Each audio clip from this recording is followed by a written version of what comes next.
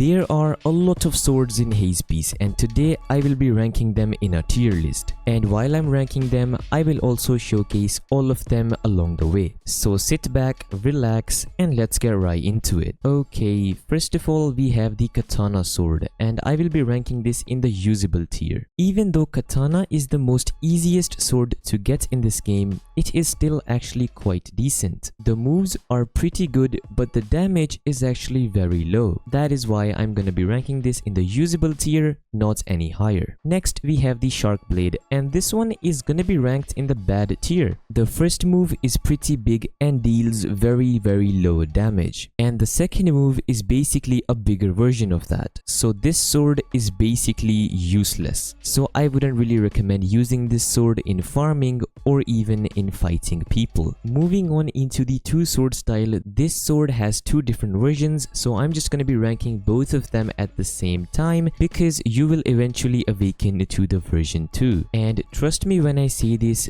sword is very good. Like, I was almost gonna put it in the best tier. The moves have a lot of range and also deal a lot of damage. So if you are fighting people or might even farming, you guys can still use this sword. But I would say that use devil fruits for farming since they are better. Next we have the Bicento, and I am definitely going to be ranking this in the best tier. This sword is very strong. It has both range and also damage. And just look at the last move. It is just insane and has such a big area of effect. So for that reason, this sword definitely deserves to be in the best tier. Next, we have the Dark Blade, and I am gonna be ranking this just above the Bicento. Of course, in the best tier. This sword is very strong and has a lot of damage. And also the moves are very good for farming as well. But this sword can only be obtained by buying it as a game pass. So that's a bit sad, but yes, it is very strong and will be going in the best tier. If you guys haven't already, make sure to hit that like button and also hit the subscribe button if you guys are finding this video helpful. Next up we have the Krampus Scythe. This one is gonna be going just below the two sword style. This sword has Christmassy themed moves and they are actually very good. But you know, the range isn't really that good, and also this sword is unobtainable as of right now. It was a Christmas weapon and now it cannot be obtained. So for that reason, it's gonna be ranked below the two sword style since the two sword style has better range. Next we have the Sea Beast Hammer, and I'm gonna be ranking this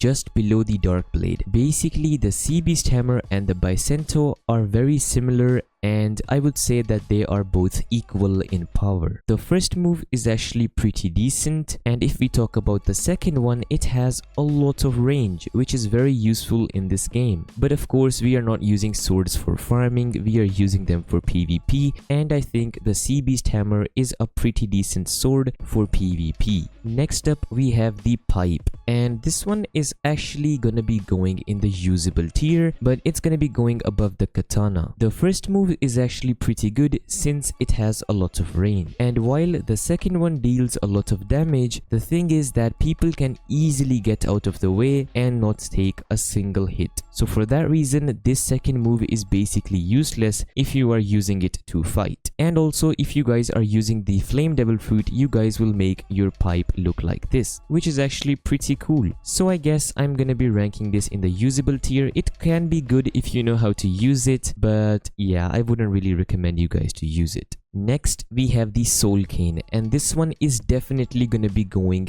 in the top of good tier. The first move has a lot of range, which is very good, and the second move can freeze your enemies, which is just very awesome, and it can help you guys deal a lot of damage. So with that being said, the Soul Cane is definitely a very good sword in this game. Next we have the Mace, and this one is gonna be going in the usable tier. So the first move has a lot of area of effect, but but the damage is pretty low. And the second move is like a dash towards your enemy, which is actually pretty good. But I guess this sword can be used in farming, but for PvP everybody and their mom can dodge the abilities, so that is why it is going to be staying in the usable tier, and I might even put the pipe higher than it. Next up we have the Operation Blade, and this one is going to be going just below the Soul Cane. It is a very good sword. The first move has a lot of range and it will help you guys get closer to your enemy, and the second move is very strong. It's like a projectile and it can be aimed by your mouse, so wherever you aim the attack will go there, which is actually pretty strong. So for that reason it is gonna be staying in the good tier. Also, if you guys want to watch a video where I'm ranking all the devil fruits in Haze piece, you guys can click the card up here and then that will take you guys to that video. I've showcased and explained every single devil fruit in the game in that video, so you guys can go check that out if you want to. Now let's continue with this video. Next we have the Fishman Trident, and this one is gonna be going, I think, just above the two sword style. The first move has a lot of range and is actually a pretty decent move, and the second move has a lot of AoE, so if you are near your enemy you guys will always hit them, which is actually pretty strong. So for this reason the Trident is definitely gonna be going in the good tier. Next we have the Ryu, and this one is just an insane sword, a very strong sword. I'm definitely gonna be ranking this just below the Dark Blade, since the Dark Blade has a little bit more range. These moves are very strong and also very fast, and the last move will make you teleport to your enemy, which is just insane. That is very strong in PvP, so definitely it deserves to be in the best tier. I was almost gonna put it higher than the Dark Blade, but then I realized that the Dark Blade had a lot more range, so it was easier to use in fights.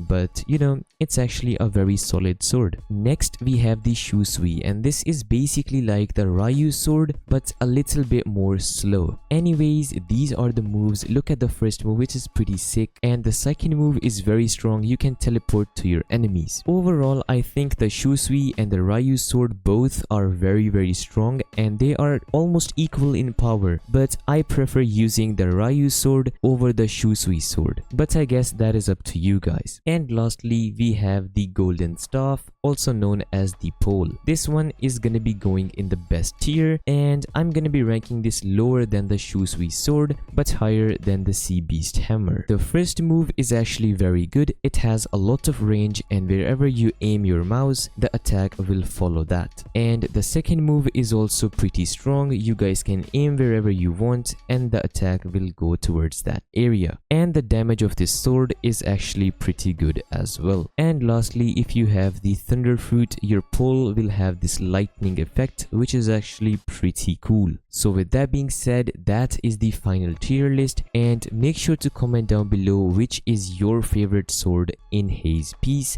And also, if you guys found this video helpful or enjoyed it even a little bit, make sure to hit that subscribe button to see more content like this. And with that being said, I'll see you guys in my next video. Peace.